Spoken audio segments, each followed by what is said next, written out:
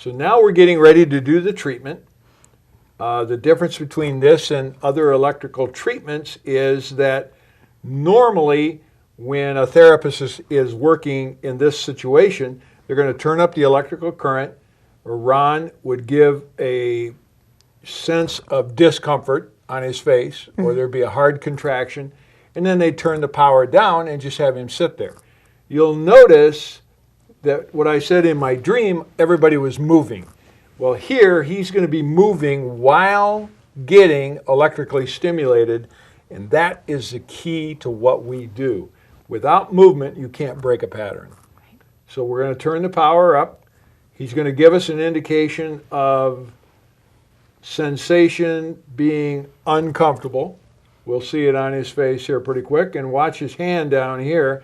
When we get to a certain level, his brain is going to say, up, I need to protect, and his hand's going to drop down into that slot. So I'm making all my notes here and giving him the instructions of what I want him to do, and I want him to move the golf club kind of like a teeter-totter. Mm-hmm. And you're talking about the actual... Where he feels the current. Mm-hmm. He feels it all the way down to his fingertips. Right, on his right side. Right. Because he's been using that. Correct. And so we're explaining here that if the left side is hurt, you're going to shift to the right side. If the right side is hurt, you're going to shift to the left side. So we know that the opposite side is overworked and this side is underworked. So now we're going to turn up the power and we're going to watch and see how he reacts. And this tells us what muscles he's able to relax or what muscles he's not able to relax. And we're going to see very quickly as we turn this up that he passed our first test. Now the second test is coming in active current. And watch his hand here, and you'll see it start to move and start to bend down, and you'll see his face start to go into a position of, hey, this is not comfortable. Mm-hmm. And then his brain is saying, I can't move. So what we're going to have him do is move. And only with that movement can you break that pattern that he's got. See how his arm pulled away from his side? Mm-hmm. How his head shifted over here as this arm dropped down? All of those are compensation patterns. Now he's at a point where he cannot relax. So now I'm going to have him move. Now the first intensity, notice how little he's moving on the left, and I'm going to tell him to get deeper on the left. So he gets deeper on the left. Now he's going to get deeper over here, and he'll get deeper over here.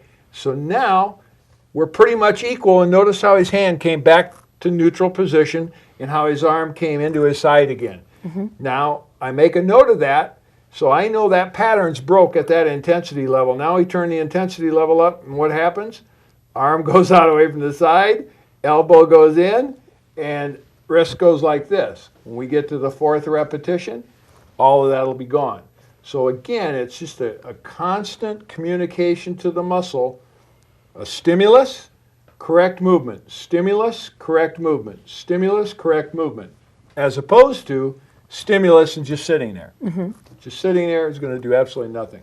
So now he's in neutral position again, much higher than he was before. Now we turn the power up again. He goes out of neutral position the second he gives us that state of discomfort on his face. And now we have him move again. Notice his arm is away from his side. Mm-hmm. Now when we get to repetition number 4, we're going to see his arm come right back in. And on the 5th one, he's in neutral position again.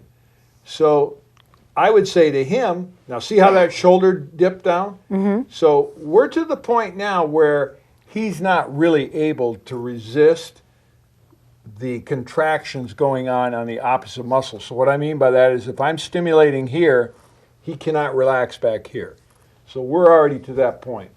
But look how much further he's going. Oh yeah. It's amazing how much... Yeah, his range of motion is much greater. Mm-hmm. Where we'll really see it is when we turn the current off. And I think we're coming up to that. Yep. And now what we're going to do is we're going to test his range of motion now. And that's a very abbreviated treatment. So now we're going to raise his arm. And remember where it was before, it was right about his ear. Now we'll probably be about 2 to 3 inches behind his head.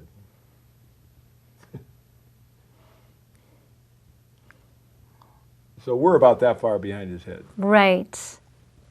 At least 6 inches. And again, where normally he would feel a tug back here, he's feeling nothing. He just feels it right there on the top of the acromion. And now I think we're going to ask him to raise his arm and see if he can do it on his own. And by using it correctly. Now we're talking about his golf swing right now. So as he is able to move that arm back, he doesn't feel anything. Mm-hmm. Which means his golf swing is now much wider, and with a wider golf swing, he's going to have a greater chance of hitting the ball further. And he feels nothing. So he's pain-free now. He's pain-free. So now I'm going to push his arm back, keep pushing it back, keep pushing it back, keep pushing it back, keep pushing it back, and no pain. Mm-hmm. And he's shaking his head no. Right. And much to his amazement as well. Right, but it's very important for him to see that because we only see what we know. We don't see what we don't know. So you have to draw his attention to the fact that he's like 50% further back. Otherwise, in his mind, no change. No, I used to, there's no change. So it's such a mental aspect of this also. And pain is such an insidious thing because it stops us from doing what we want to do. And for the listeners out there, any type of injury whatsoever that falls into the category of soft tissue or post-surgery, I mean, we can dramatically speed up the recovery by doing these techniques right here. So now we're going a different direction. We went to the inside to the outside. Now we're going the outside to the inside. And we want to know which of those spots is the greatest amount of inflammation. And we know automatically because the greater the number he starts at. So let's say he started at 15 on the power curve, and it was on when we were going black to red, and he starts at 21 on the red. Well, the lower you start at, the more inflammation, the higher you start at, the less inflammation. So now we're going to have him replicate, again, the same thing we did on what we call normal polarity, which means that the electricity is coming from the black pad to the red pad. Now we're on reverse polarity, where the electricity is coming from the inside out, outside in. And so now we're going to ask him, what level of discomfort are you at? Not pain, but what level of intensity are you at? He's giving us a number. We're looking for 10, and we'll bring him to 10, and then with a few movements of 5 movements, he drops from a 10 down to about a 4 or a 5. And we keep raising that threshold until we either get him to 10 on the machine, which is the maximum tolerance he can handle on the machine, or where he doesn't want to go up any further. Then we're done, because he's tired at that point. Right. And this is incredibly fatiguing. We have 2 minutes. So now what we're doing is we're looking to see, is he in balance? In other words, is this shoulder the same height as this shoulder? And notice that he's fatigued, so this shoulder is down.